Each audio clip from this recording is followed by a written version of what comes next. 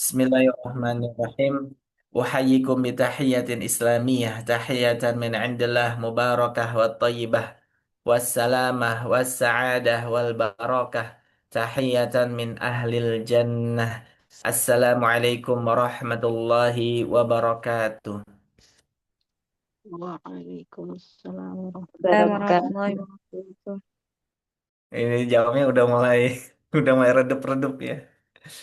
Nah, daun salam di rumah Pak Marzuki. Mudah-mudahan yang jawab salam tambah rezeki. Ya, Amin. Alhamdulillah. Amin. Amin. Daun salam tumbuh di halaman rumah Pak Atang. Mudah-mudahan yang jawab salam hutang-hutangnya eh belum nggak masuk ya. Daun salam tumbuh di rumah Pak Atang. Tumbuhnya di dekat pohon nanas. Mudah-mudahan yang jawab salam hutang-hutangnya segera lunas. Amin. Amin. Amin. Amin. Harus ada pantun biar biar cerah sedikit ya. Oh, Alhamdulillah wassalatu wassalamu ala Rasulillah Sayyidina Muhammad ibni Abdullah wa ala alihi wa sahbihi wa man walah amma ba'du. Rabbi syrah li sadri wa yassir li amri wa hlul 'uqdatam min lisani yafqahu qawli. Em, Bukan menyimpulkan tapi tambahan materi ini untuk kelengkapan sesi pertama, sesi kedua ya. Yang terakhir ini sangat krusial ya. Ya. Alhamdulillah, kita lanjutkan ke materi tiga langsung saja. Materi tiga ini terkait apa namanya ilmu tahsin ya. Di riwayat jalur Syatibi sudah mulai mengerucut ya. Temanya itu mengenal tahsin dalam riwayat Hafs ya. Mengenal tahsin ya kita mursyid. Oke. Saya share screen dulu untuk materi kita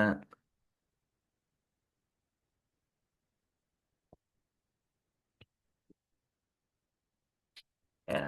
Baik.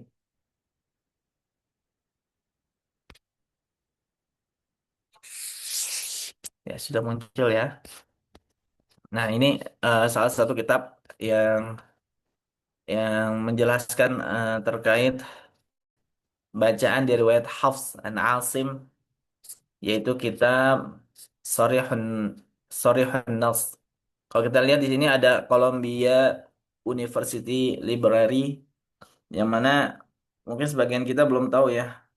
Ini adalah salah satu perpustakaan terbesar di New York, Amerika, dari 14 perpustakaan tertua di dunia. Jadi menyimpan banyak manuskrip atau dokumen-dokumen klasik ya, eh, yang mana menjadi terus bahan kajian, bahan ilmu pengetahuan. Dan salah satunya yang tersimpan di manuskrip tersebut adalah buku ini, Kitab Shorihun Nas. Kitab Shorihun Nas fi kalimatil mukhtalif fiha an Hafs. Penulis dari kitab ini adalah Syekh Ali Muhammad Ad-Dabba', atalallahu hayatihi wa nafa'a bihi al-muslimin. Amin. Ditulis pada tahun ya, 1346 Hijriah, Jumadil Ula ya, Jumadil Awal, pada bulan Jumadil Awal tahun 1346 Hijriah,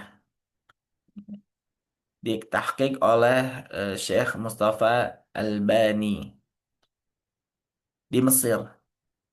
Em, Berarti kalau kira-kira sekarang sudah 1477 Hijriah. Berarti sekitar sudah 101 tahun yang lalu ya buku ini ditulis dan ditahqiq, dicetak ya, dicetak luar biasa. Sudah 101 tahun. Nah, buku ini mempelajari tentang ya, perbedaan atau ikhtilaf pada periwayatan Hafs. Jadi yang sudah disampaikan oleh Ustaz Ayub, Ibadur Rahman, kemudian sudah disampaikan juga oleh Ustaz Nur Khalis Daish, bahwasanya dalam satu kiroat memiliki dua riwayat. Dari 7 kiroat memiliki dua riwayat, berarti kalau dijumlahkan ada 14 riwayat, 14 rawi. Kemudian itu yang sudah disahihkan oleh Ibnu Mujahid. Kemudian ditambah lagi oleh Imam Al-Jazari rahimahullah 3 kiroah lagi yang tadi sudah disampaikan Ustaz Ayub ya, kita merojah sedikit ya. Mungkin yang tadi tidak sempat mencatat. Kemudian ditambahkan 3 dengan kiroat berarti tambah lagi dikali 2 sebagai perawinya 6. Berarti jumlahnya adalah 10 kiroat, 10 qari ya. 10 qari dan 20 rawi. Gitu ya. Nah, tadi juga sudah disampaikan lagi Ustadz Ayub, Ustadz Nurkhalis bahwasanya dalam satu rawi, misalkan Imam Hafs ya, satu rawi Imam Hafs itu mempunyai tarik, jalur. Nah, jalur itu setiap periwayatan bisa hampir 50 jalur. Hampir 50 jalur. Nah, di riwayat Hafs ada 46 jalur. Siap untuk kita belajar singkat? Nah, untuk nanti lebih mendalamnya, ini kita hanya untuk memicu, menstimulun eh, keinginan kita agar kita terpacu untuk belajar Al-Quran semakin dalam. Ya, yang belum melewati tahapan perbaikan bacaan, ya tahsin di makharijul hurufnya, di sifat dan sebagainya, harus melewati itu dulu, ya. Baru nanti belajar ini secara detail.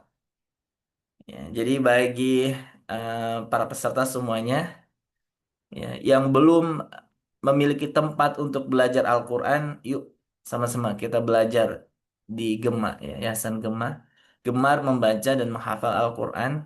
Kita itu punya beberapa divisi ya untuk tahsin tahfidz dewasa. Kita juga ada TFK untuk anak-anak kita, tahfidz for kids.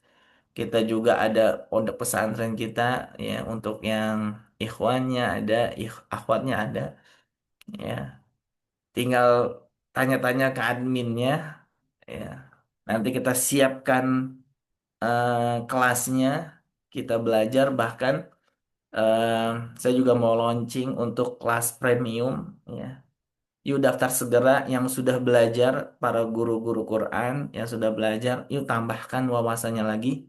Jadi yang tadi disampaikan Ustadz Nurholis itu ada tahapan-tahapan kita untuk belajar ke masyayikh.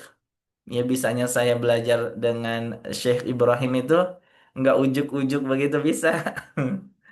Jadi kita tuh melewati banyak tahapan yang memang tidak ada panduannya di buku, nggak pernah tertulis, tetapi ada.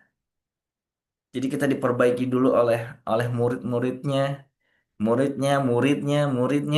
Kalau sudah sampai di tahap yang ya eh, ini sudah bisa masuk langsung talaki ke Syekh.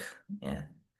Dan bukan hanya Syekh Ibrahim, Syekh manapun, Syekh Al-Farabi manapun ya yang kita kenal itu para masyayikh bukannya tidak mau ya, tidak ingin menyibukkan dalam perbaikan dari awal ya teman-teman semua. Dari awal perbaikan haknya harus wah, beliau beliau semua itu nggak mau disibukkan dengan itu. Pasti beliau meminta muridnya untuk belajar belajar. Ya. Jadi beliau hanya mengajarkan benar-benar yang sudah pada kemampuan dan kapasitas tertentu, terlebih guru Quran. Ya, para masyayikh itu senang sekali mengajarkan guru Quran karena apa? Satu orang diajarkan, nah guru Quran ini mengajarkan banyak banget muridnya. Seperti contohnya Ustadz Ayub ya. Ustadz Ayub diajarkan oleh Syekh Ibrahim. Dari seorang Ustadz Ayub Ibadur Rahman itu memiliki banyak murid. Ya, jadi pahalanya langsung banyak. Ya, begitu juga saya ya. Saya mengajarkan 100 murid, maka guru saya Syekh Ibrahim mendapatkan pahala 101 murid. Kalau saya mendapatkan pahala ya 100 murid yang saya ajarkan, misal. Dan ini terus tidak boleh terputus, ya. Jikalau seseorang sudah bersanad sekalipun, ya teman-teman semua, ini yang yang belum banyak diketahui ya. Tetap harus terus bertalaki kepada para masyayikh. Kenapa demikian?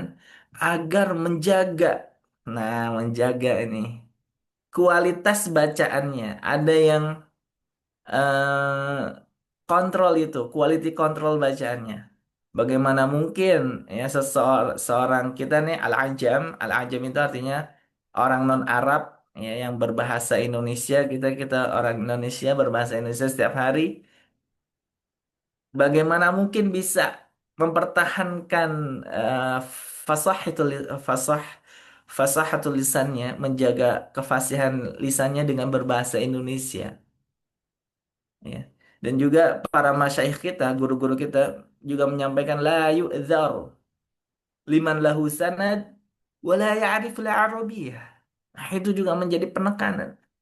Nggak ada uzur, ya, nggak ada hujah, nggak ada dalil, nggak ada argumentasi, nggak ada apa bantahan bahwasanya orang yang dia memiliki sanad tapi dia nggak bisa bahasa Arab itu nggak bakal bisa. Dan kita juga mau tahu bukan hanya di kita ya di negara Mesir pun almarhum Syekh Dr. Taufik menyampaikan itu ijazah ijazah sanad itu dijual belikan di sana. Makanya tadi Imam Ibnu Mujahid itu sudah sejak tahun 200 sampai 300 Hijriah itu sudah banyak orang yang mengaku-ngaku sebagai orang yang bersanad namun bacanya yukhaliful qa'idah ilmu tajwid.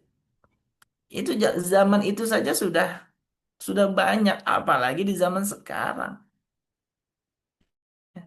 Nah, maka dari itu, teruslah kita belajar sambil mengajarkan kembali ke orang yang lain. Ustadz Ayub tadi menyampaikan dari gurunya Syekh Ibrahim, jadilah duta Al-Quran. Paling nggak jadi duta Al-Quran untuk keluarga kita. Ya, ada dalam satu keluarga itu dutanya siapa nih? Yang ahlinya, yang yang fakihnya kalau kita bilang dalam bahasa fikih. Yang fakihnya siapa? Jadikan satu aja, nanti itu bisa membimbing yang lain. Nah, dari itu, ayo terus kita belajar dan juga nanti ada kelas bahasa Arab di Gema ya. Yang khusus bahasa Arab ini diperuntukkan untuk Al-Quran, untuk menstimulun Lughatul Arabiyah. Nggak mungkin kita belajar Al-Quran nggak bisa bahasa Arab tuh. Bagaimana bagaimana mungkin gitu? Kayak seperti seperti air dan minyak nggak bakal bisa menyatu. Kecuali belajar tafsir ya. Kalau kiroah itu kan pengucapan. Ya harus harus bisa. Begitupun kalau misalkan ya bahasa apapun, ya, bahasa Inggris, bahasa Turki, bahasa harus dengan percakapan dilatih. Nah, kita lanjut lagi nih, ya. Kitab Sharikhun Nas. Kita langsung ke namanya ke jadwal. Ini bahasanya pembahasannya panjang, kita persingkat. Kita lihat jadwal. Jadwal itu tabel kalau bahasa Arab. Jadwal itu kalau bahasa Indonesia artinya eh, tersusun ya. Mana tabelnya? Kita langsung belajar tabel. Nah, ini tabelnya nih. Sudah terlihat ya? Mana? Balik. Aduh. Nah, ini. Ya, sudah terlihat ya di layar. Nah, di dalam riwayat Hafs an Asim ada 4 imam yang menjadi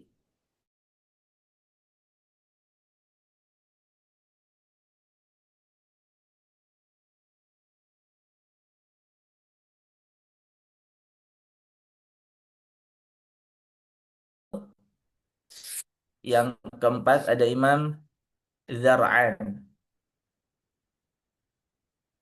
Oh, internet saya kenapa nih? Cek, cek ada gangguan?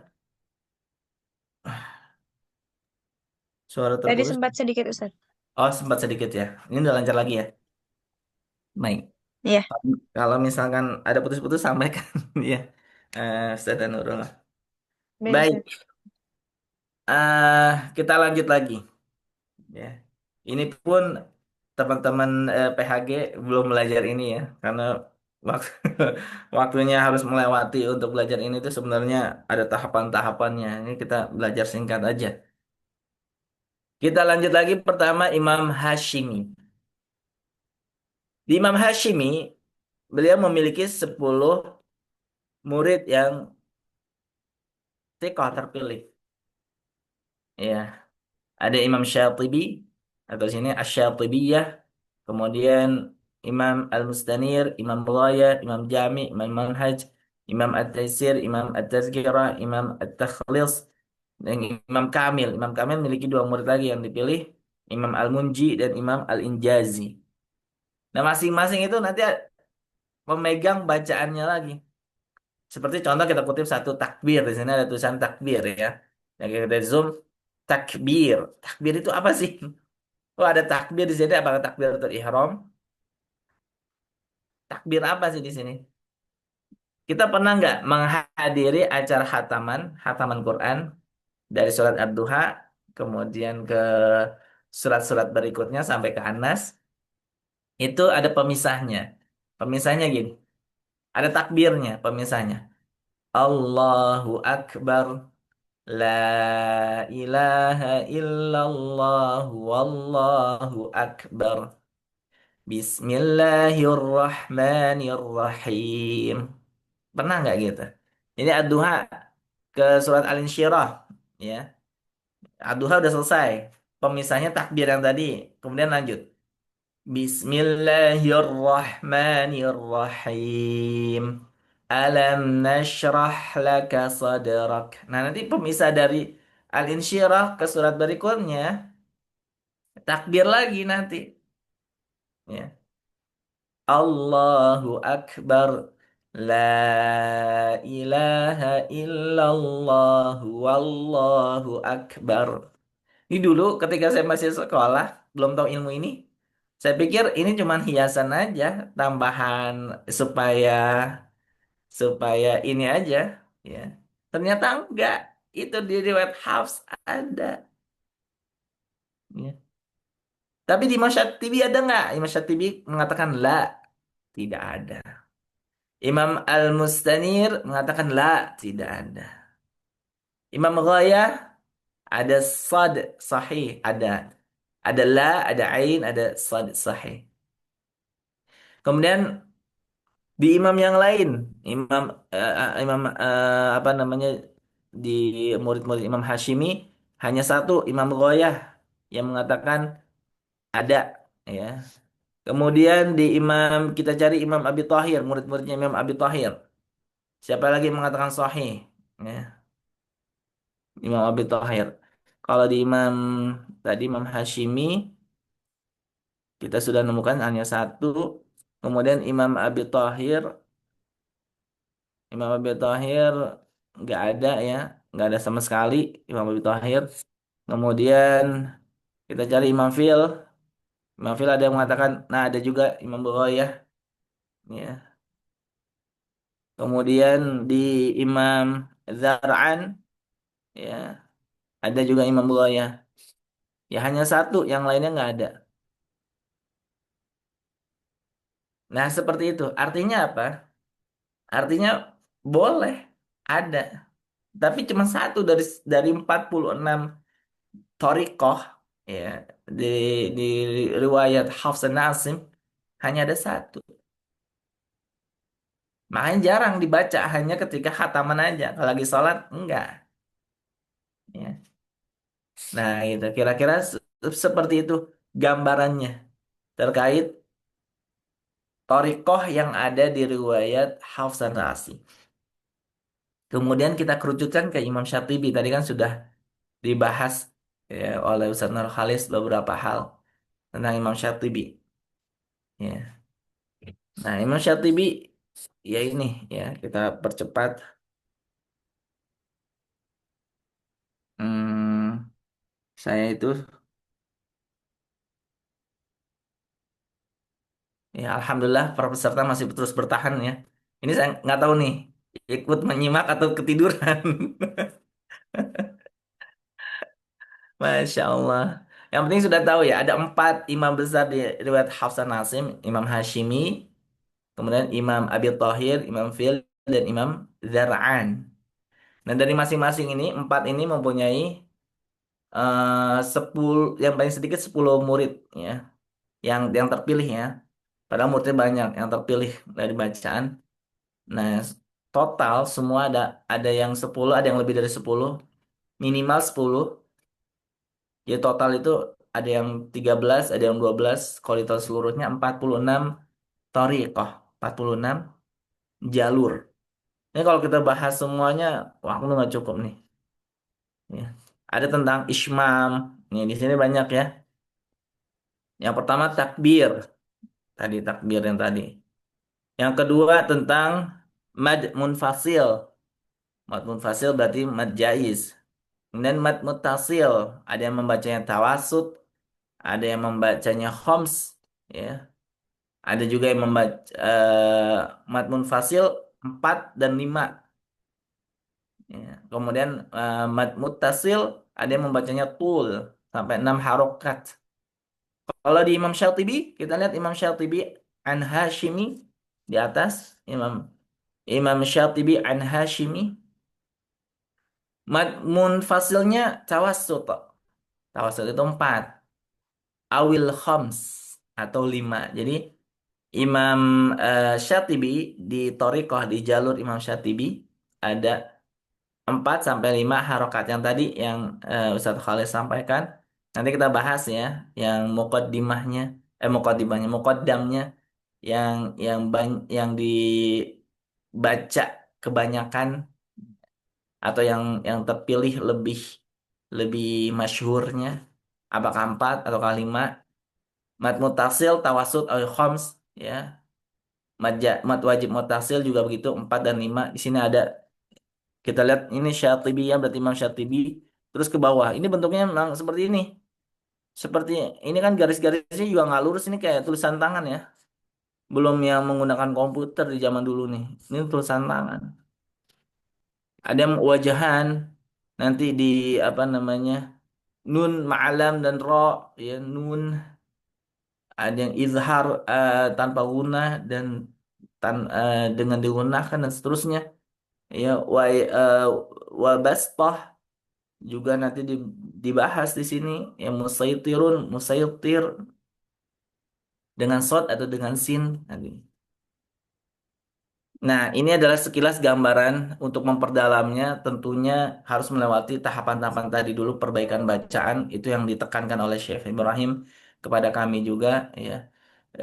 Dan ini ilmu-ilmu tambahan yang kami dapati. Kemudian kita lanjut ke, nah ini yang pengerucutan Imam Syatibi. Yang tadi mad wajib mutasil dan mad jaiz munfasil ya. Kalau mad wajib mutasil adalah mad thabiyah bertemu dengan hamzah dalam satu kata seperti jaa, contohnya jaa.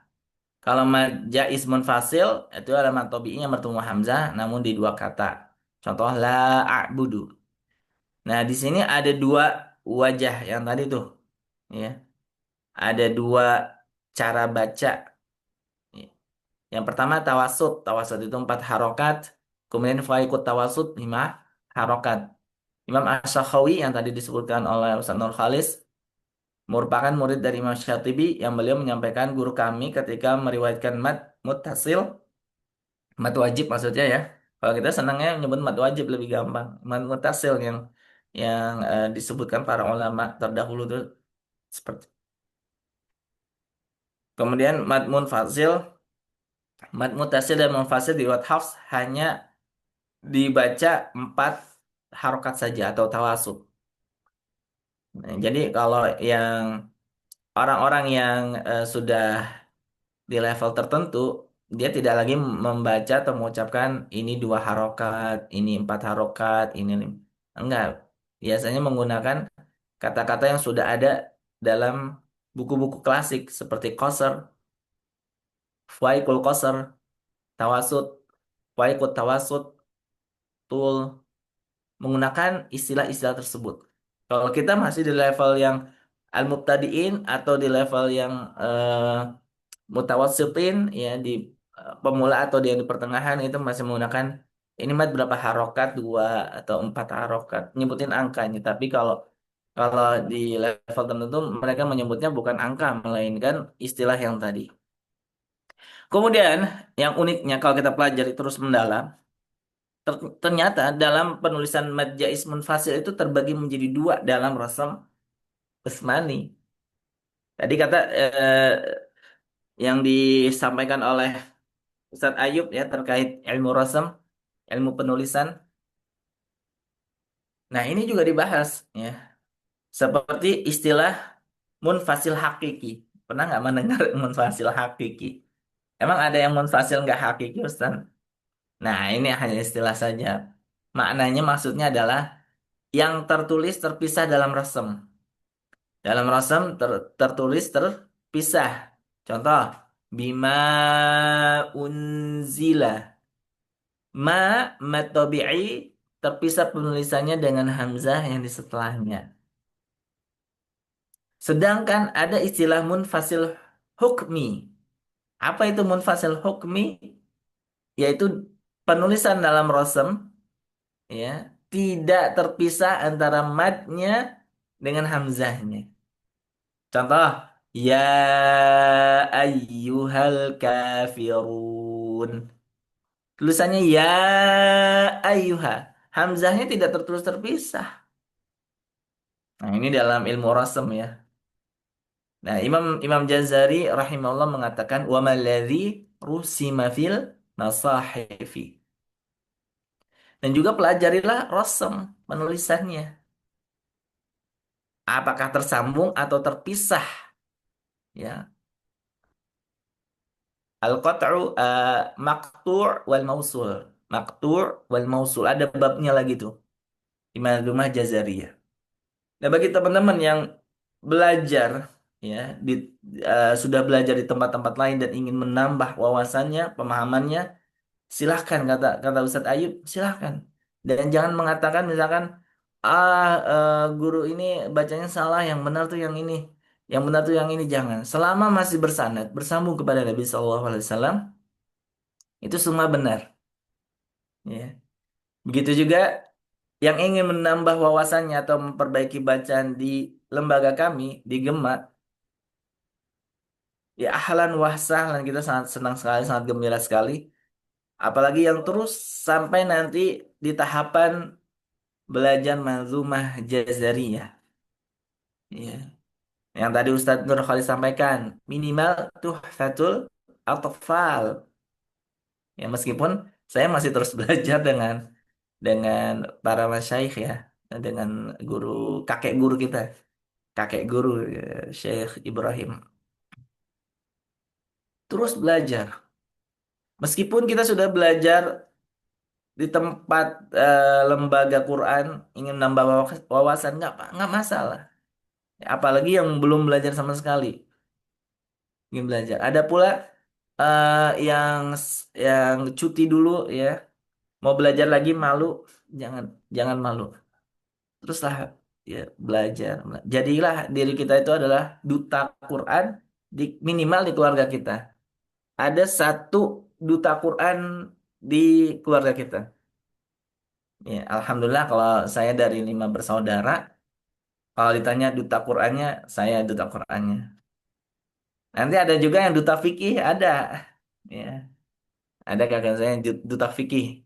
Dia bahkan mempelajari fikih Imam Abu Hanifah di Turki, ya. Jadi lebih banyak. Nah, itu duta fikihnya, udah ada. Duta Qurannya, saya duta fikihnya. Nah, jadi setiap kita tuh memiliki duta-duta itu tuh di keluarga kita. Kita bentuk seperti itu. Ya. Dan alhamdulillah ya. Jadi keluarga penuh dengan keberkahan ilmu pengetahuan luar biasa.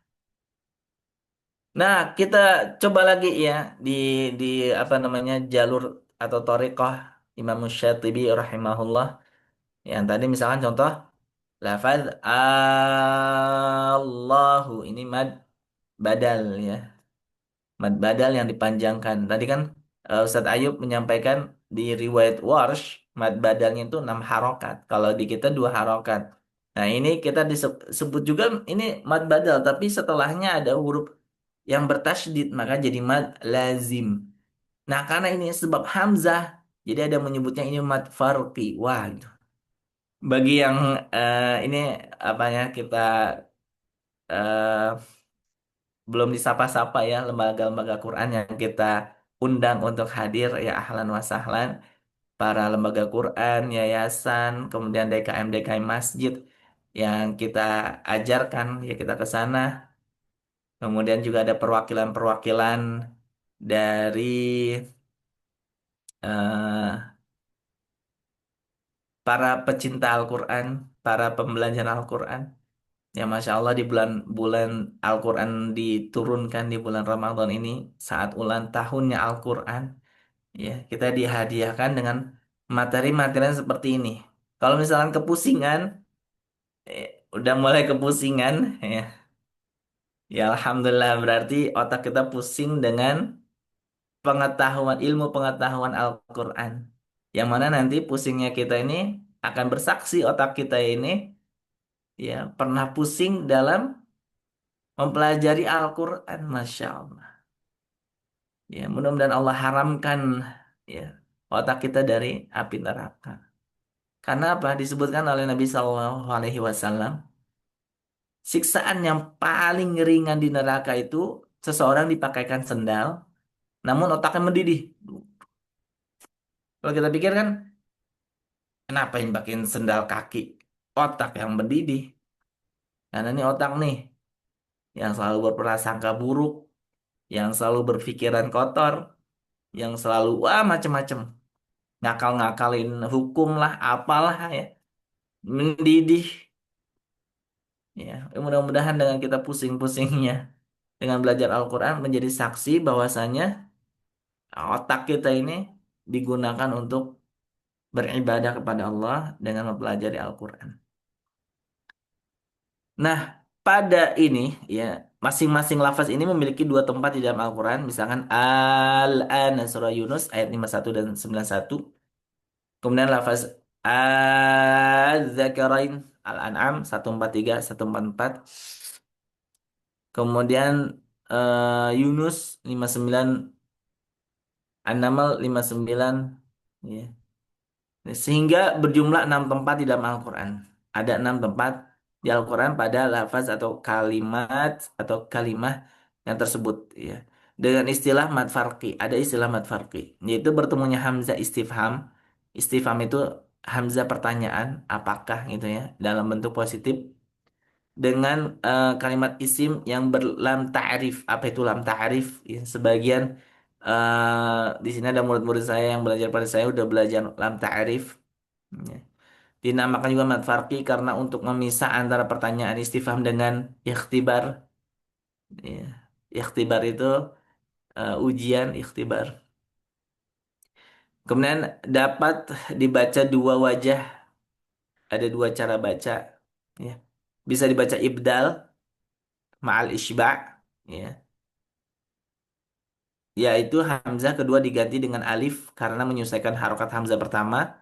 Lalu bertemulah dua huruf mati, yaitu alif dan sukun tasdid, sehingga menjadi mat lazim kilmi dengan memanjangkan 6 harokat. Atau bacaan kedua dengan tashil, yaitu meringankan hamzah kedua antara hamzah dan alif. Ya. Nah, wajhul muqaddam yang eh, masyhur di Thariqah Syatibiyah adalah dibaca ibdal yaitu 6 harokat. Meskipun boleh dibaca tashil. Jadi seperti ini kalau dibaca tashil. Allahu. Harusnya baca Allahu. Dibaca tashil Allahu. Yang kita tahu kan tashil itu ajami itu aja ya. Ternyata nggak itu aja. Ya. Ada yang lain. Nah, kesemuanya ini harus ditalakikan, harus dipelajari, nggak boleh ngasal. Contoh misalkan saya menyampaikan ini di daurah ini, di materi ini. Kemudian kita praktekkan di sholat kita, nggak boleh. Atau dipraktekkan di bacaan Al-Quran kita, nggak boleh. Harus ditalaki dulu. Harus ditalakikan oleh guru dan apakah sudah benar atau belum? Nah, itu guru kita yang bertanggung jawab, ya. Nggak bisa nggak bisa eh, kita mengklaim ini udah sesuai nih yang tadi disampaikan oleh Sanar Khalis. Jika seseorang mengikuti bacaan salah satu syekh, ya, diikuti, kemudian apakah syekh sudah memperbaiki kalau bacaan kita kurang atau salah atau gimana? Ya, kita mengklaim bacaan kita udah sama dengan salah satu syekh gitu ya. Syekhul Quran siapa aja. Nah, kalau siapa yang bisa mengklaim bacaan kita benar kok cuma kita lihat YouTube, kemudian kita ikuti hanya begitu saja ya. Ya, nggak bisa. Nah, itu tahapan-tahapan yang tadi Ustaz Nur Khalis sampaikan itu memang tidak tertulis di dalam materi ilmu tajwid, namun ada. Makanya kenapa kita bertanya-tanya, kenapa kita mengunjungi syekh atau syaikhah, kok belum mau mengajarkan,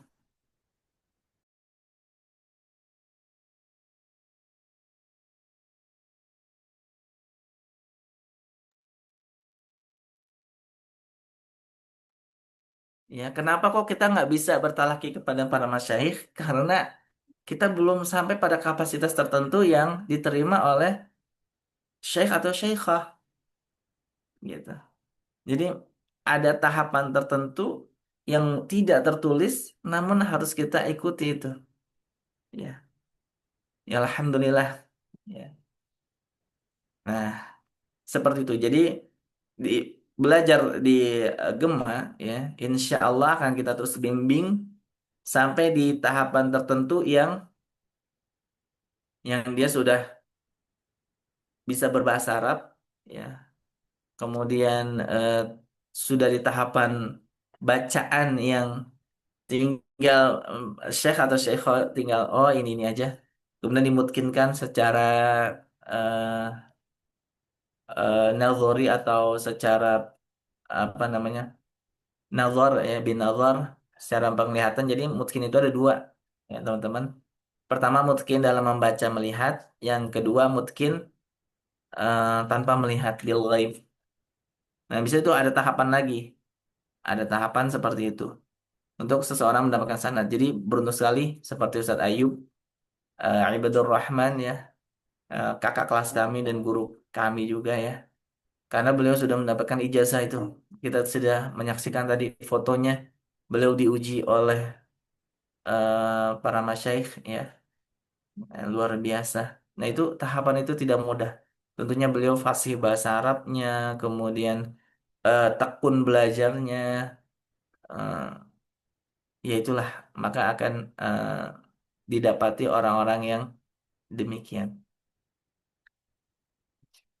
Dan ini banyak sekali seperti ta'manna, ya, imalah, majreha, kemudian ismam, ya. Nah, ini kan asli katanya itu ta'manuna, mengikuti wazan ta'lamuna. Dibaca sebagaimana asalnya. La ta'manuna. Namun menyelisihi rasam ini nggak bisa. Tadi yang sudah disampaikan Ustaz Nurholis, ada tiga rukun yang dikatakan benar atau tidaknya bacaan. Salah satunya apa? Menyelisihi rasam nggak? Gitu kan? Rukun yang tiga rukun tadi yang disebutkan Ustaz Nurholis. Nah, kalau menyelisihi rasam berarti bacaannya tertolak. Nggak bisa diterima. Ya, rasam pada penulisan tidak dibaca tak manuna, ya. Ditulis nunnya hanya satu. Oleh sebab itu, pendapat para ulama terdapat dua wajah bacaan, yaitu dengan ismam atau dengan ikhtilas tadi yang disampaikan Ustaz Nur Khalis. Nah, ini banyak, ya, ke bawah itu banyak.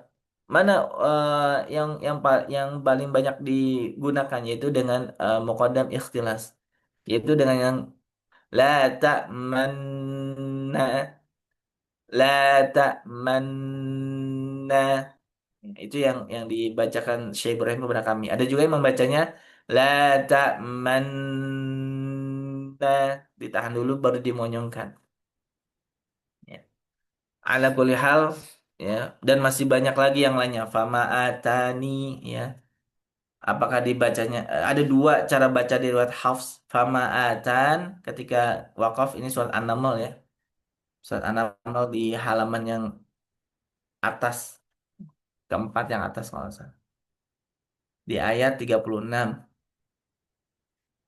Eh, Bisa dibaca, dimatikan nunnya, fama atan, dengan juga dimatkan nunnya, fama atani. Nah, mana yang muqaddam di Thariqah Syatibiyah, yang muqaddam di isbatnya ya, yaitu fama atani. Ini yang masyhur, yang terbanyak digunakan pada Thariqah Syatibiyah. Bukan berarti fama atan nggak boleh dibaca.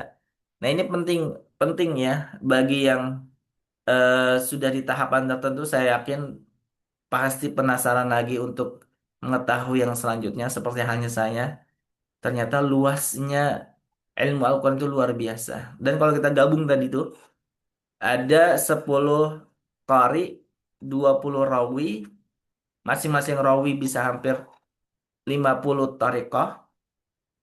Jadi kalau dihitung semuanya, dijumlah, dikali, ya anggaplah 50 kali 20, itu ya.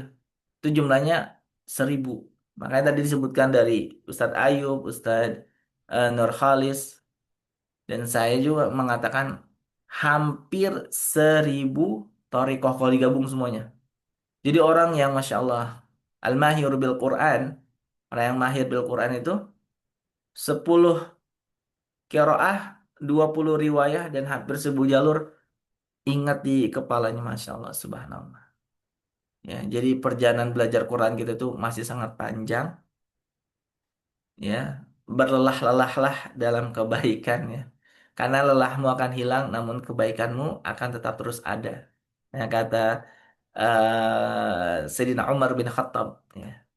Janganlah kamu berlelah dalam keburukan dan dosa, karena lelahmu akan hilang, namun keburukan dan dosamu akan tetap terus ada. Ya, maksudnya lelahnya hilang itu apa? Dengan kematian. Ya, dengan kematian. Teruslah belajar, ya. Belajar, teruslah dalami.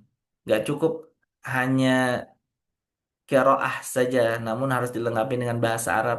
Karena nggak mungkin bisa mendapatkan sanad kalau dia nggak bisa bahasa Arab. Tingkatkan lagi. Nanti kan buat waqaf wal ibtida itu di bahasa Arab. Bahasa Arab conversation atau hiwarnya nggak cukup. Kita lanjut ke bahasa Arab yang nahwi, yang grammarnya kalau dalam bahasa Inggris. Kaidah pokoknya. Wah, itu luar biasa.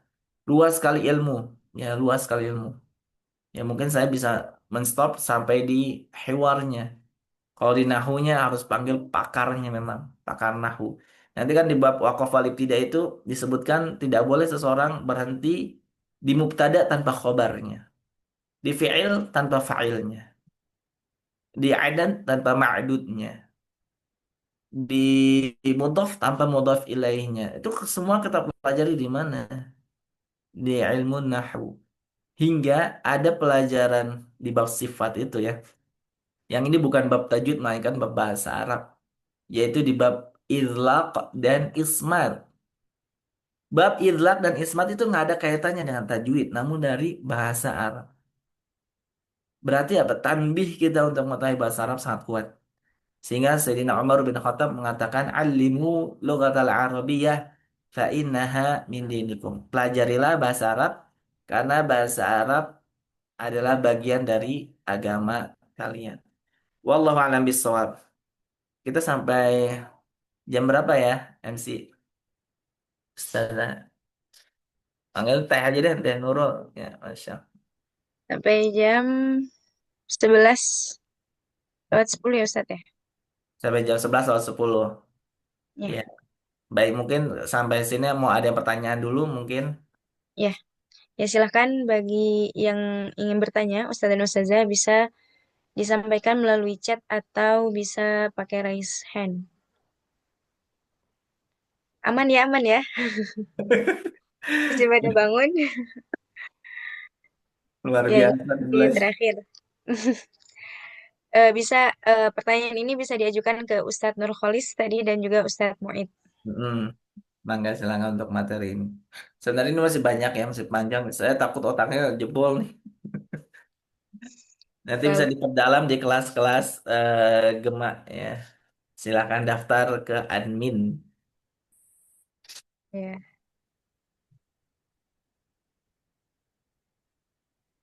Iya, Ustadz, mohon izin penjelasan tentang idlak dan ismat.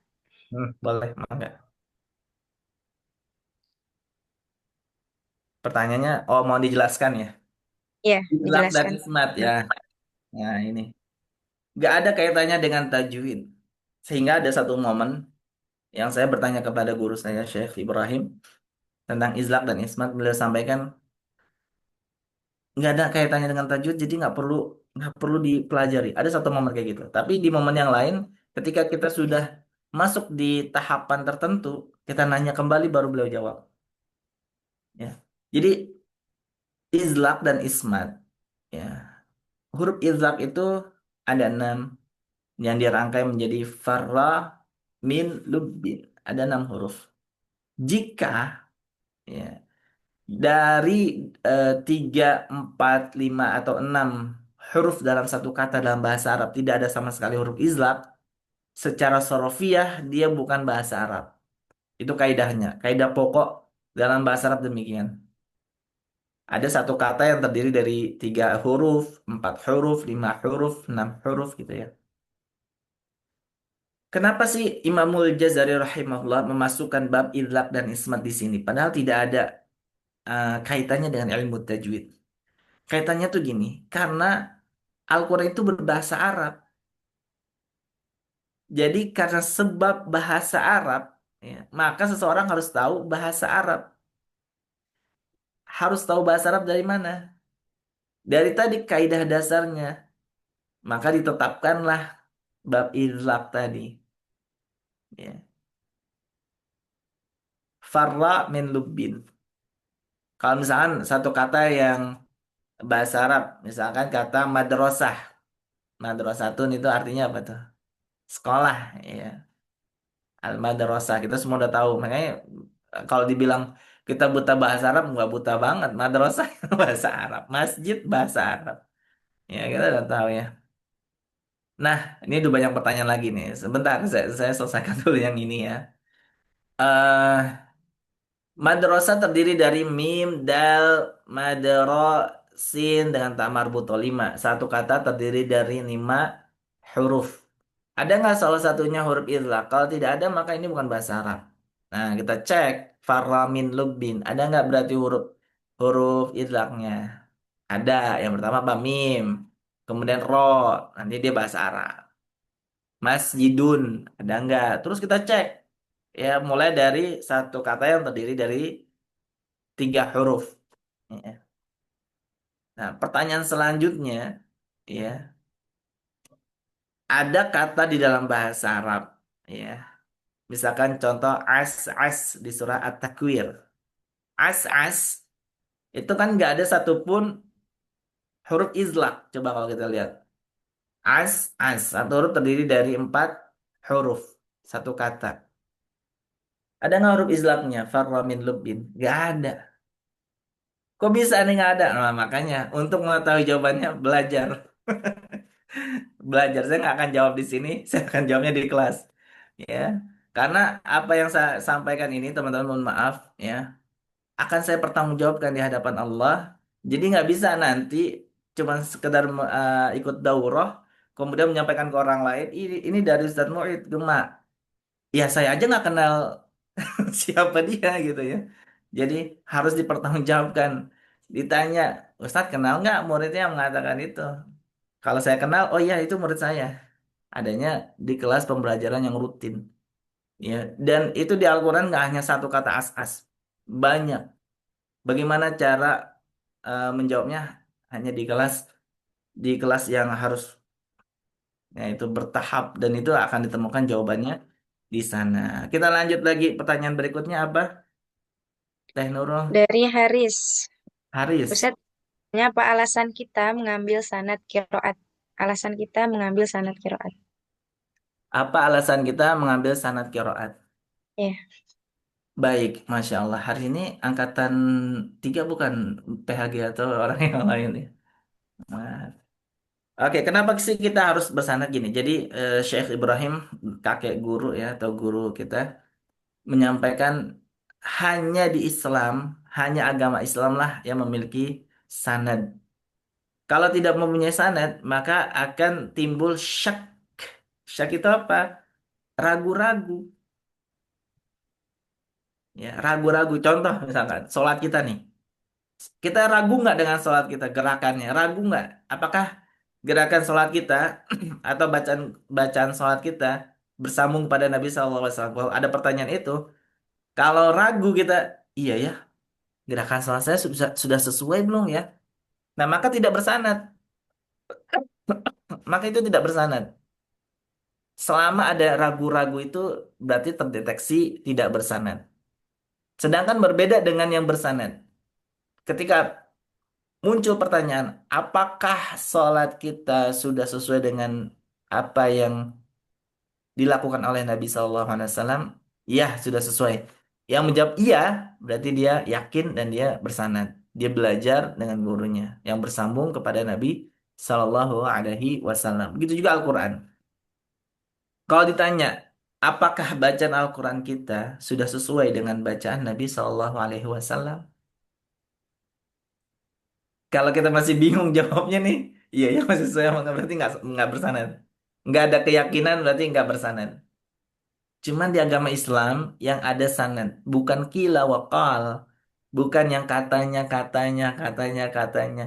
Dan ilmu itu harus apa ya? em, Berkesinambungan, continue belajar, walaupun sepekan satu kali atau sebulan satu kali. Yang penting terus bersambung.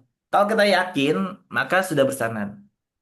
Ya, dengan tentunya dengan ilmu. Yakin itu adanya dengan ilmu. Ya, nah maka penting nggak kita punya sanad qiraat? Ya itu tadi jawabannya. Ya, sangat penting. Dan nanti kita akan mendalami ya sanad itu sampai mana. Ada yang mengatakan jika kita terus belajar kepada guru kita, yang guru kita juga terus belajar kepada gurunya terus terus bersambung gitu ya. Nah itu juga dikatakan bersanad. Ada macam-macam sanad nih, ya punya istilah masing-masing, makna masing-masing. Ada yang dia harus lulus tes ya bacaan bil ghaib. Contoh dengan Syekh Ibrahim. Syekh Ibrahim itu akan memberikan ada istilahnya orang yang berijazah cukup untuk dirinya, ada yang berijazah bisa diberikan ijazah lagi kepada orang lain. Mu'jiz. Ya, mu'jiz ini orang yang sudah diberikan ijazah dan dia bisa mengijazahkan juga kepada orang lain. Nah, ini di level ini adalah standarnya Syekh Ibrahim adalah mutqin bil ghaib, dites hafalan bacaan dalam bentuk tidak melihat bil ghaib 30 juz, dites seperti Ustadz Ayub Ibadur Rahman. Beliau mu'jiz, ya bukan hanya berijazah tapi beliau bisa em, diberikan apa namanya ya de facto ya bukan apa sih bahasa istilahnya bisa memberikan jasa lagi. Tapi kalau yang belum bil ghaib ya belum diuji secara hafalan mungkin bacaan dan hafalan itu nggak bisa. Hanya mungkin berstatus berijazah saja ya, tapi tidak bisa memberikan ijazah pada yang lain. Misalkan contohnya saya nih, saya belum boleh memberikan ijazah pada orang lain karena saya belum diuji 30 juz mutqin. Jadi belum bisa. Tapi kalau ditanya, yakin nggak Ustaz dengan bacaan Ustaz? Sama seperti apa yang Rasulullah SAW baca. Saya yakin. Saya yakin. Karena apa? Ya terus belajar kepada Syekh Ibrahim. Ya, kalau ada yang kurang-kurang dikit beliau perbaiki. Ya, ada yang salah beliau perbaiki. Nah itu. Jadi jawabannya adalah harus dalam agama Islam semua harus bersanad. Bukan hanya Quran, salat, ya harus bersanad. Azan pun punya sanad. Ya, kita dengar senandung, senandung azan setiap datangnya waktu sholat itu pun ada sanadnya. Gitu wallahu a'lam bissawab. Pertanyaan berikutnya apa? Teh Nurul. Ya, dari Ustazah ini, Jika ada yang berniat mencukupkan belajar Al-Quran untuk pribadinya saja, tidak ingin mengajar maksudnya, sampai Hmm. sejauh apa dia harus belajar? Apakah perlu sampai mendapatkan sanad juga atau bagaimana? Baik, Masya Allah. Kalau dia belajar berniat untuk dirinya sendiri, ya. Nabi Shallallahu Alaihi Wasallam bersabda, "Khairukum man ta'allama al-Qur'ana wa 'allamahu." Sebaik-baik kalian adalah orang yang belajar Al-Quran dan mengajarkannya. Minimal, minimal memang minimal untuk bacaan sholat kita. Ya karena suratul Fatihah termasuk rukun dari rukun-rukunnya sholat. Namun kalau hanya seperti itu, ya cukup di situ dan tidak ingin disampaikan, ya nggak apa-apa ya. Karena yang tahu kondisinya adalah dirinya sendiri, nggak apa-apa. Namun kalau kita ingin mendapatkan kemuliaan tambahan, balighna walau ayah. Sampaikan walau satu ayat. Syekh Ibrahim, guru kita, pernah menyampaikan, ada beberapa keberkahan. Oh, baterai saya udah lowbat ya, dari subuh. Ada beberapa keberkahan dalam mengajarkan kembali Al-Quran. Yang pertama, ya, dia selalu mengulang-ulang, maka dia mendapatkan keberkahan, ingatannya kuat tentang pelajaran. Coba deh. Ya, kita mau punya ilmu apa nih? Ilmu teknisi mesin. Cukup untuk diri kita aja. Nanti kalau kita beli mobil, beli motor, kita tahu ini kendaraan sehat atau enggak. Kita enggak perlu ajarkan ke orang lain. Cukup untuk dirinya. Tapi kalau kita ajarkan ke orang lain, ilmu kita tuh nggak akan pernah lupa.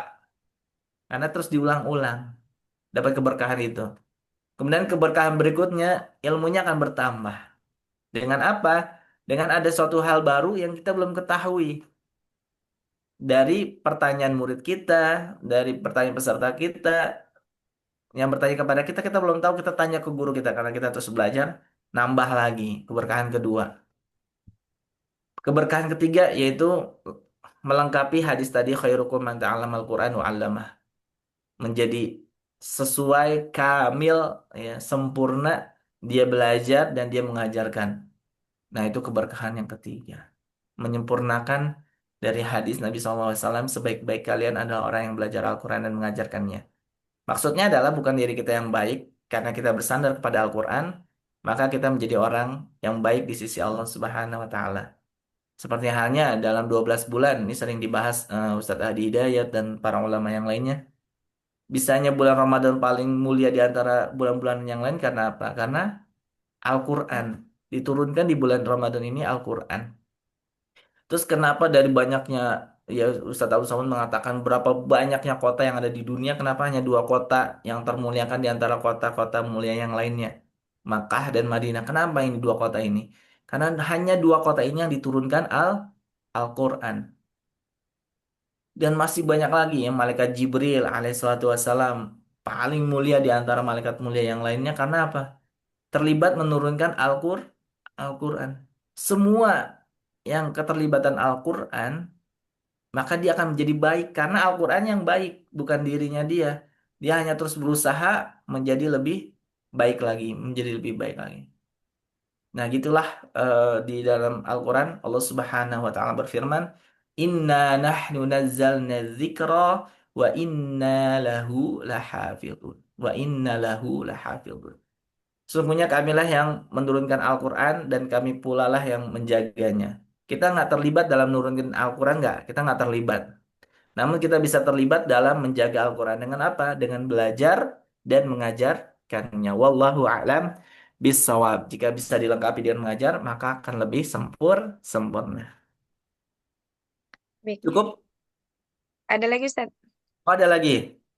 Enggak. Mungkin untuk Ustaz Nurholis atau bisa dijawab oleh Ustaz Tia? Ustaz Nurkhalis, saya mau ngecas dulu laptopnya. Kalau Boleh. Nurkhalis.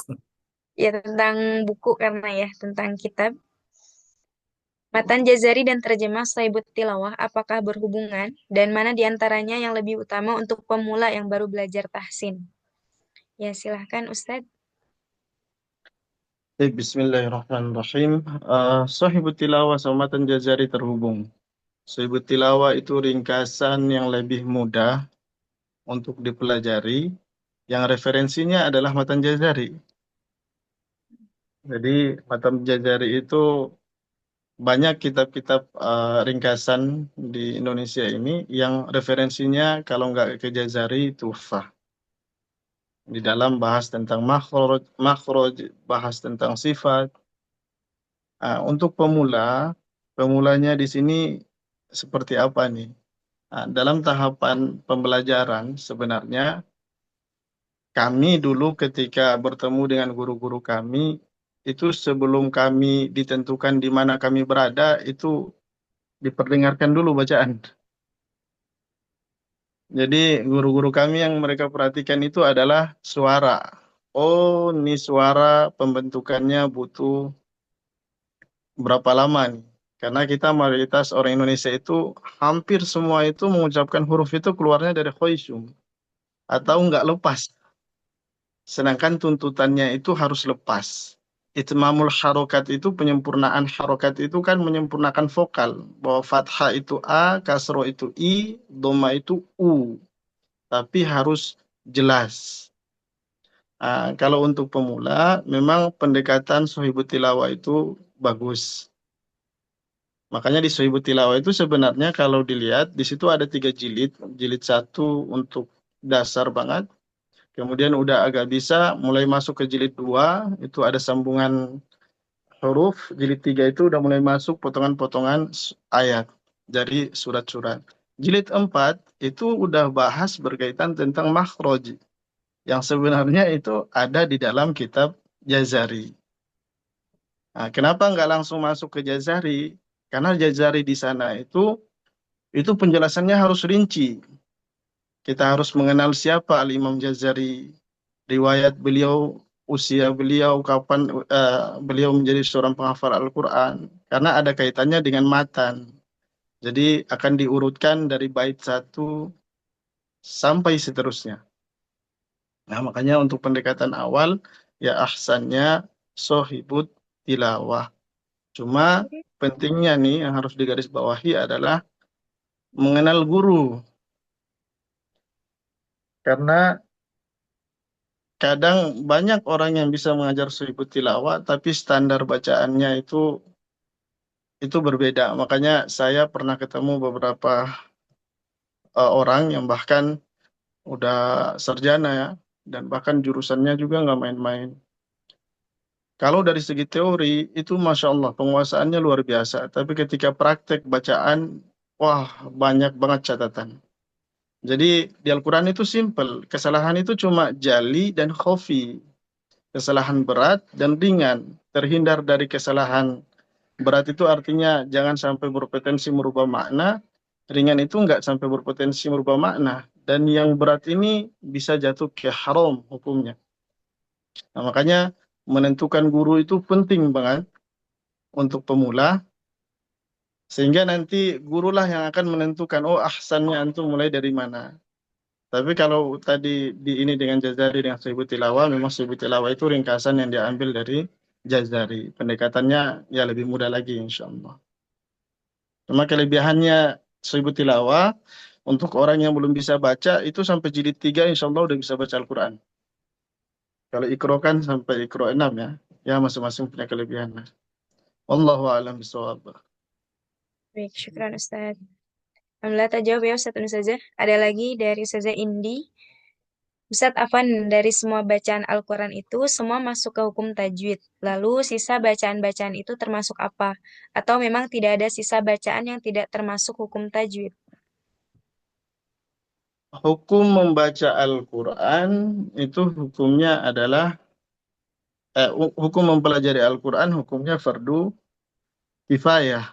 Sedangkan membaca Al-Quran dengan tajwid itu hukumnya fardu ain. Sekarang bagaimana menentukan hukum? Karena misalnya ada 10 orang, 5 orang ini ketika ketika mau belajar itu hukumnya fardu kifayah. Fardu kifayah kan maknanya sebagian aja melakukan berarti gugur kewajiban yang lain. Tapi yang lain yang nggak ikut belajar ketika baca Al-Quran itu harus wajib dengan tajwid karena hukumnya fardu ain. Maka muncul satu kaidah apa namanya? Ma la yatimu wajib illa bihi fahuwa wajib. Sesuatu tidak akan sempurna kecuali dengannya, maka dengannya menjadi wajib. Misalnya, wudhu sebelum tidur itu hukumnya sunnah, tapi wudhu sebelum sholat itu wajib. Karena sholat tidak akan sempurna kecuali dengan wudhu, maka wudhunya hukumnya wajib. Al-Quran tidak akan sempurna kecuali dengan tajwid, maka tajwid hukumnya wajib. Kalau kita tegasin lagi dengan perkataan Al-Imam Jazari, wal akhdhu bitajwidi hatmun lazim. Wa man lam yusahhihil Qur'ana athimun. Baca Al-Quran dengan tajwid itu hukumnya lazim, wajib. Dan siapa yang membaca Al-Quran tanpa tajwid hukumnya berdosa. Kenapa? Li'annahu bihi ilahun anzala. Karena memang Allah turunkan Al-Quran itu bertajwid. Jadi tidak bisa dipisahkan. Makanya harusnya kita seorang mukmin nggak boleh asing dengan tajwid. Makanya itulah Al-Quran. Hal yang paling terkecil di Al-Quran, orang tuh kadang sering berbicara tentang juz, berbicara tentang surat, berbicara tentang jumlah halaman. Tapi hal yang paling terkecil di Al-Quran itu adalah huruf.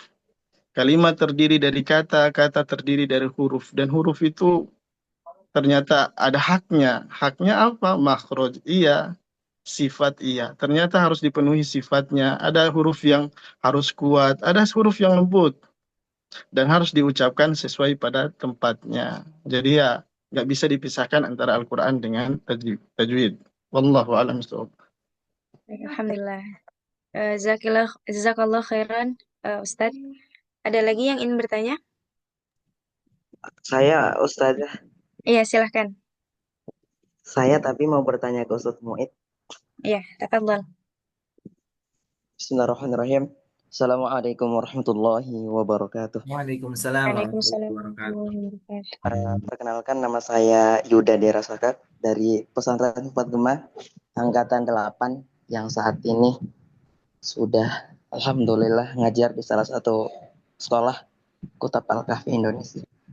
Ustadz, izin bertanya. Ustadz. Enggak. Mungkin ini di luar konteks Ustadz ya. Hmm. Tadi saya sempat mendengarkan, Afwan Ustadz kalau salah ya, mohon koreksinya. Gimana Tadi saya gimana? mendengarkan Ustadz Muid ngomong bacaan murid adalah, Afwan nih kalau salah Ustadz ya, Hmm. bacaan murid adalah tanggung jawab seorang guru. Benar nggak Ustadz itu? Ya, betul. Nah, pertanyaannya mungkin simpel aja Ustadz. Ya. Saya kan udah pernah belajar di Gemah setahun, kurang lebih 1 tahun juga, dan sekarang lagi talaki sama Ustadz Muid. Nah, bagaimana jika mungkin saya disuruh jadi imam nih Ustadz, jadi imam masjid mungkin. Tapi Hmm. kan saya belum yang benar-benar sesuai kaidah tajwid, artinya Hmm. masih banyak kekeliruan juga Ustadz. Dan saya juga di Kuta Ustadz pernah menanyakan kepada seorang murid, Hmm. mereka cerita ke saya, katanya Ustadz, saya biasanya jadi imam sholat di rumah, sholat maghrib, sholat isya, karena emang orang tua saya belum bisa. Nah, pertanyaannya, jika saya ini sebagai murid Ustadz Muid imam dan anak Utap ini sebagai murid saya juga imam, tapi bacaannya belum sesuai kaidah tajwid, apakah percikan dosanya kena ke gurunya juga bagaimana? Apa Masya nih? Allah. Baik, baik. Bahasa yang dipilih adalah percikan dosa. Oke, kita pilih bahasa-bahasa yang mungkin lebih smooth lagi, ya. Baik. Ustaz Mm-mm. Sufyan, Paham. apa Ustaz Baik, apa? ini pertanyaan mewakili yang lain nih. Bagus pertanyaannya Yuda. Pertanyaan nggak ada yang jelek, semuanya bagus, semuanya bagus. Ya, karena bertanya itu kata Syekh guru kita adalah bagian daripada ilmu pengetahuan. Jangan malu bertanya. Apapun yang belum diketahui bertanya. Kalaupun saya belum tahu jawabannya, maka akan saya tunda, saya tanya dulu ke guru saya. Jadi nggak ngasal ya. Nah, jadi setiap pertanyaan itu bagus. Jadi yang saya sampaikan di tengah-tengah penyaluran materi, ya, bacaan seorang murid adalah tanggung jawab gurunya. Itu dalam arti global, dalam artian global, ya bukan mengerucut ya. Dalam artian apa? yang tadi ya riwayah ya, kemudian thariqah yang diajarkan ini panjang 4 harokat, ini panjang 5 harokat, ini guna ditahan sekian, ini bacanya cara sekian. Itu semua adalah guru yang bertanggung jawab. Bagaimana makanya disebutkan khairukum man ta'allamal Quran. Disebutkan orang yang belajar dulu baru mengajar. Karena bagaimana mungkin dia mengajar tanpa dia belajar? Mafsadah. Mafsadatil ummah, akan rusaknya umat diajarkan oleh orang yang nggak belajar. Jadi guru yang mempertanggungjawabkan karena guru yang mengajarkan. Nah, sekarang kembali lagi, guru mengajarkan yang sesuai nih. Murid mengamalkan nggak apa yang diajarkan gurunya? Kalau murid tidak mengamalkan, ya tidak mengaplikasikan apa yang diajarkan gurunya, yaitu tanggung jawab dosa murid itu sendiri. Itu secara mengerucut ya ke personal. Kenapa sudah diajarkan yang benar, namun tidak ya mengaplikasikannya? Nah, itu kembali ke personal. Maka diminta oleh Imamul Jazari walaisa bainahu wa baina tarkihi illa riyadatu mri'in bifaqhihi. Ya, masih ingat ya manzuma ini sering disebut-sebut ya dalam pembelajaran kita. Karena nggak ada bedanya orang yang belajar dan orang yang belajar dan tidak belajar kecuali banyak latihan. Jangan jangan sampai waljazubillah kita baru belajar sedikit lah. Ini kalau saya salah tanggung jawab guru saya nanti di akhirat. Lah, ya nggak bisa. Ya, gimana kita belajarnya? Misalkan saya ada kesalahan nih, nanti Syekh Ibrahim yang nanggung jawab dosa saya. Ya kagak bisa lah. Dosa itu nggak bisa ditumpuk kepada orang lain, nggak bisa. Personal kita. Sayanya udah belajar sungguh-sungguh apa belum? Ya. Ketika Syekh mengajarkan bunyinya seperti ini, saya sudah bisa mencontoh belum? Kalau sudah bisa mencontoh, bisa menjaganya enggak? Semuanya itu perlu latihan, pengulangan, pengulangan. Ya, cukup ini udah diajarkan nih sama Syekh Ibrahim kayak gini. Kemudian saya tidak mau mengulang, saya tidak mau melatih. Akhirnya salah, saya nyalahin guru saya. Ya nggak bisa lah. Ya, personalnya sendiri yang nggak mau melatih. Nah, kembali lagi mengurucut ke pertanyaan Yuda tadi ya. Bagaimana nanti dosanya itu? Ya, kalau kita sudah berpikir kalau kita salah nanti berdosa, itu sudah Allah suka dengan orang yang demikian. Karena apa? Allah sebutkan di Al-Quran, wa innaha lakabiratun illa 'alal khashi'in. Wasta'inu bis sabri was salah. Wa innaha lakabiratun illa 'alal khashi'in. Khusyuk, khusyuk, salat yang khusyuk itu salat apa sih? Khasyah, yang takut, yang menghadirkan rasa takut kita kepada Allah. Adanya kita di ruang Zoom ini pertanda kalau kita itu takut kepada Allah. Taunya dari mana Ustaz? Saya bisa deteksi. Kita ingin menambah ilmu pengetahuan kita agar sholat kita sempurna. Dilanjutkan setelah daurah masuk ke kelas tahsin ya, di grup halaqah Quran ya. Dibuktikan ya. Nah, seperti itu. Jadi khusyuk, sholat yang khusyuk yang tadi Ustaz saya takut sholat saya masih berarti sholatnya khusyuk menghadirkan rasa maka penuhilah rasa takut itu ya dengan ilmu pengetahuan agar rasa takut itu semakin kuat namun jadi bukan takut yang salah huruf melainkan luar biasa dengan kita terus belajar kita semakin tahu lagi kekuasaan Allah semakin tahu lagi em, maha besar Allah ya dan tentunya nanti di dalam halaqah akan dikasih tambahan-tambahan materi di luar Al-Quran, tapi masih dalam seputar Al-Quran juga. Misalkan di akhir surat Al-Baqarah itu adalah bukti bahwasanya itu hadiah. Ya, kalau kata Gus Baha itu adalah hadiah untuk umat Nabi Muhammad SAW. Nah, itu akan kita pelajari di kelas-kelas kita. Jadi kelas kita itu bukan hanya untuk supaya kita terus dalam dihantui rasa ketakutan, tapi kita lihat juga Allah Maha Pengampun. Allah Maha eh, penerima taubat. Ya, yang sudah lalu ya sudahlah. Terus kita benari, kita perbaiki untuk ke depan. Seperti apa? Dengan pembuktian pembelajaran, ada usaha, ada ikhtiar. Jadi nanti kalau kita bahas lagi takdir itu ada dua, takdir mubrom dengan takdir muallak. Ya. Takdir mubrom itu takdir yang nggak bisa kita rubah. Seperti contohnya kita nggak bisa milih kita terlahir sebagai warga negara apa, ya. Apakah warga negara Indonesia apakah warga negara Iran, ya, Iran atau warga negara Palestina, kita nggak bisa milih itu. Kita lahir di Indonesia itu takdir mubrom. Kita punya orang tua kita, bapak ibu kita yang sekarang itu ada takdir mubrom. Kita nggak bisa milih orang tua kita itu pejabat, bangsawan atau apa, nggak bisa milih. Tapi banyaknya itu takdir mualak. Surga neraka pun takdir mualak.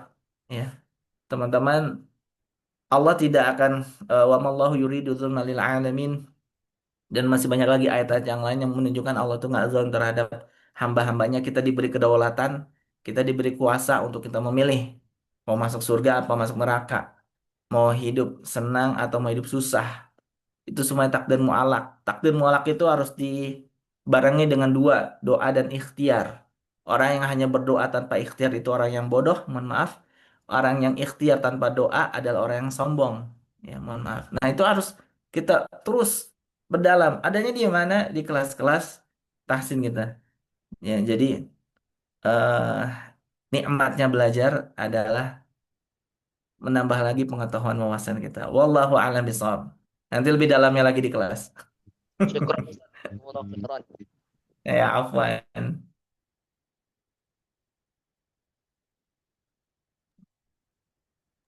Baik, Bagaimana? Ya, ada lagi yang mau bertanya? Masih ada waktu 14 menit lagi. atau menampilkan bacaan kita mau ulik. Bagaimana? Boleh? Bang Umar, ada contoh TCU yang coba kita ulik eh, kurangnya di mana gitu. Yang udah dikirim ke Antum, Sat. Oh, Hmm. jadi dinyalain di sini ya dari HP gitu ya?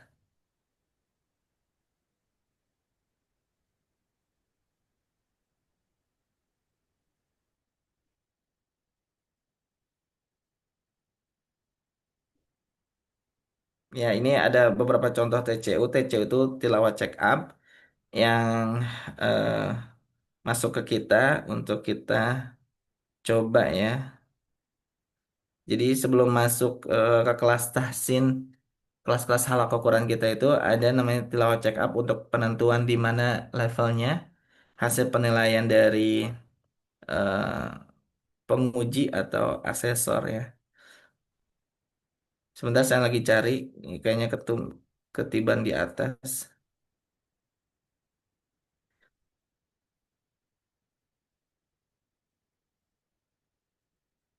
Mana ini?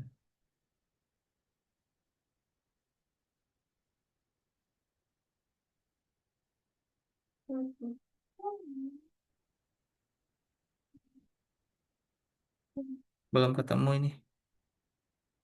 Boleh minta kirim ulang, Bang Umar. Oh, ini kali ini. Oh, ini nih ada. Ya, sudah. Kita coba ya.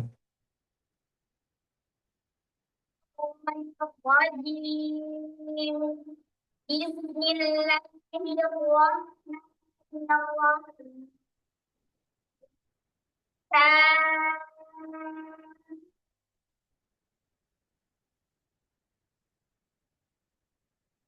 الرحمن رب عبده زكريا إذ نادى ربه. Ya, ini contoh sedikit TCO yang masuk. Jadi di sini eh, di awal itu ya oke mau di oh ya nih belum ada suaranya. Ini ke mute suaranya Bang Umar.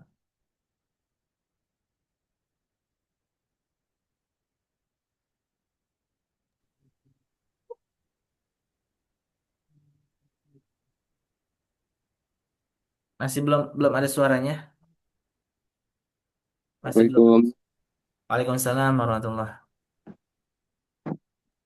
Sepertinya nggak bisa share audio, Sat. Oh, nggak share audio nggak bisa ya. Baik kalau nggak bisa. Baik, nggak apa-apa. Nah, tadi contoh yang sedikit tadi itu dari suara ya, suara yang menekan. Jadi pelajaran Al-Quran itu tidak cukup sekedar hanya di makhraj, tapi suara yang menekan tidak lepas. Itu juga menjadi pelajaran yang tidak banyak atau sulit ditemukan di kitab-kitab ya tentang suara lepas yang tadi Ustaz Khalid sampaikan. Nah, di kita ada pelajaran itu terkait suara lepas. Tidak ada di buku, namun full praktek. Ya, adanya hanya ditalaki langsung kepada para guru-guru kita. Nah, seperti itu. Contoh itu tadi. Belum lagi nanti kita bedah di huruf-hurufnya ya. Seperti tadi ada huruf sta dan za yang kurang menumpunya. Nah, kurang menumpunya itu nanti dibahas. Dan seterusnya lah. Ya, nanti itu dibahas. Baik. Mm-mm. Jadi Baik, ada yang apa? Apa teh? ya, sudah tidak ada lagi ya yang bertanya. Oke, baik. Jika sudah tidak ada, Alhamdulillah. Terima kasih kepada semuanya yang masih bertahan sampai saat ini. Kita cukupkan, mungkin ditutup dengan doa terlebih dahulu yang akan dipimpin langsung oleh Ustadz Muid. Kepadanya dipersilahkan. Masya Allah. Baru masuk kita doa, Ustaz. Oh iya, ya Pak Afwan Amin. Pak Nah, Ustaz, Afwan Pak baru Ustaz. masuk langsung Amin. doa. Saya Amin Ustaz, amin. Pak Sabi. Khair kita tutup dengan doa. Iya, Pak Ahmad Amin. Ahlan, ahlan. Baik, kita tutup dengan doa ya. Sebelum kita berdoa, kita kirimkan suratul Fatihah untuk orang tua kita yang telah mendahului kita, kakek nenek kita, guru-guru kita. Amin. Juga kita kirimkan suratul Fatihah untuk negara-negara kaum muslimin yang terus terzolimi oleh penjajahan dan kesewenang-wenangan dari bangsa lain. Seperti kita terus doakan saudara-saudara kita yang di Gaza, di Palestina, umumnya di Gaza khususnya. Dan juga untuk saudara-saudara yang kita di Sudan. Kemudian yang saat ini saudara kita juga lagi sedang berjuang di Iran, di Iran. Ya, kita doakan semoga Allah Subhanahu wa taala senantiasa melindungi, menolong saudara-saudara kita di sana dan juga di tempat-tempat yang lain ya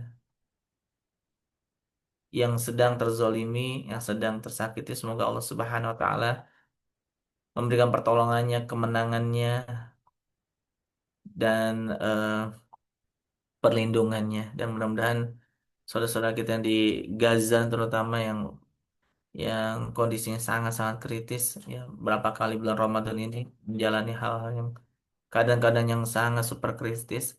Semoga lebih dekat lagi kemenangan dan futuh ya kemerdekaan bagi bangsa Palestina. Amin ya rabbal alamin.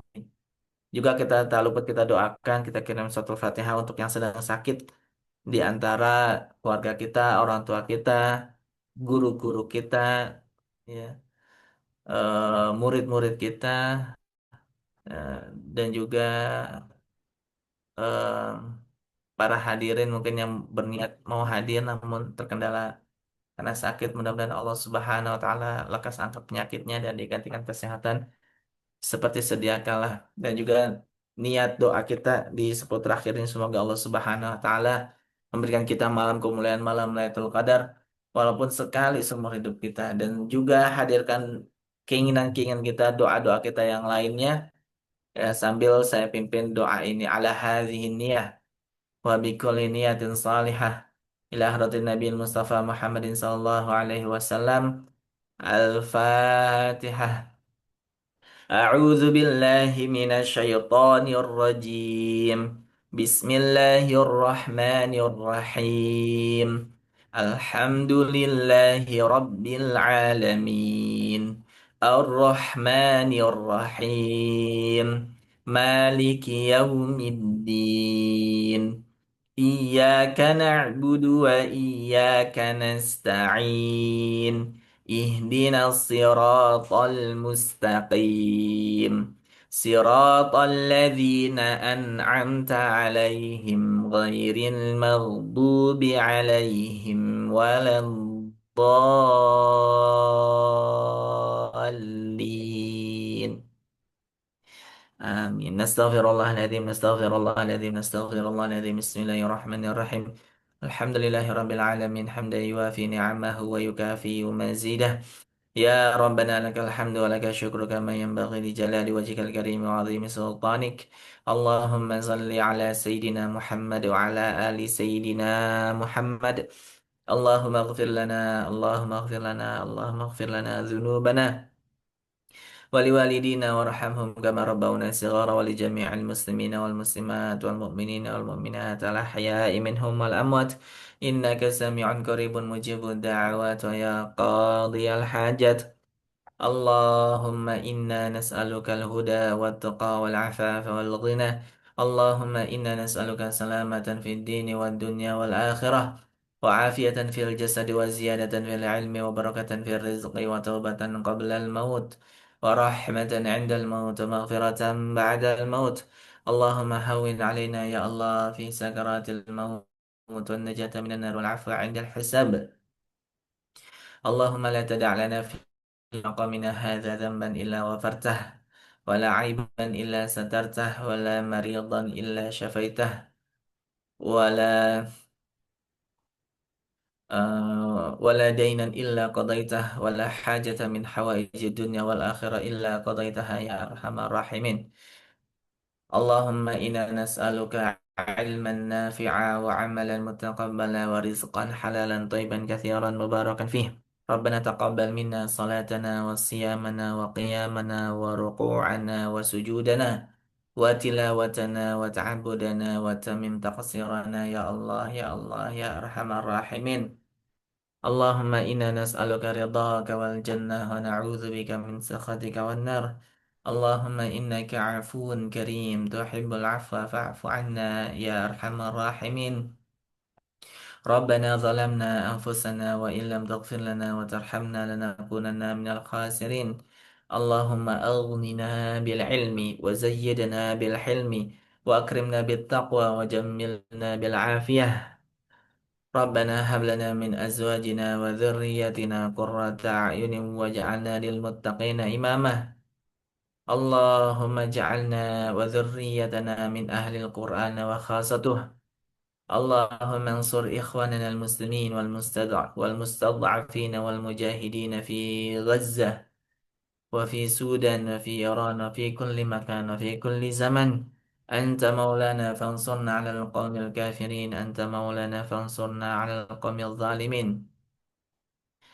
اللهم ادفع عنا البلاء والوباء والزلازل والمحن وسوء الفتن ما ظهر منها وما بطن عن بلدنا هذا إندونيسيا خاصة، وسائر البلدان المسلمين عامة، برحمتك يا أرحم الراحمين.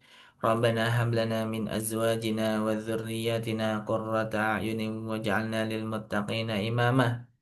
اللهم اختم لنا بالإيمان، اللهم اختم لنا بالإسلام، اللهم اختم لنا بالمغفرة، اللهم اختم لنا بالقرآن، اللهم اختم لنا بالرحمة، اللهم اختم لنا بالسعادة، اللهم اختم لنا بالخير، اللهم اختم لنا بحسن الخاتمة، فيا أرحم الراحمين فيا أكرم الأكرمين. ربنا آتنا من لدنك رحمة وهيئ لنا من أمرنا رشدا. ربنا آتنا في الدنيا حسنة وفي الآخرة حسنة وقنا عذاب النار. وصلى الله على سيدنا محمد وعلى آله وصحبه وبارك وسلم. سبحان ربك رب العزة عما يصفون، وسلام على المرسلين والحمد لله رب العالمين. Alhamdulillah, terima kasih kepada Ustadz Abdul Muid atas pemimpin doanya. Alhamdulillah, rangkaian acara dari pagi sampai ke siang pada pagi hari ini, pada hari ini telah selesai. Semoga dengan kita belajar hari ini menambah pengetahuan dan juga menjadi motivasi bagi kita untuk terus memperbaiki bacaan Al-Quran dan semakin dekat dengan kalamullah. Seperti yang tadi diucapkan oleh Ustaz Muid, man ta'allama al-Qur'ana wa 'allamahu. Karena sebaik-baik kita adalah orang yang mempelajari Al-Quran dan juga mengajarkannya. Baik, akhirul kalam, sekian dari saya sebagai MC, mohon maaf bila ada kesalahan. Nakhtatim bilhamdalah, alhamdulillahirabbil alamin, subhanaka Alhamdulillahirrahmanirrahim. Subhanakallahumma wa asyhadu an bihamdik. la ilaha illa anta, astaghfiruka wa atubu ilaik. Assalamualaikum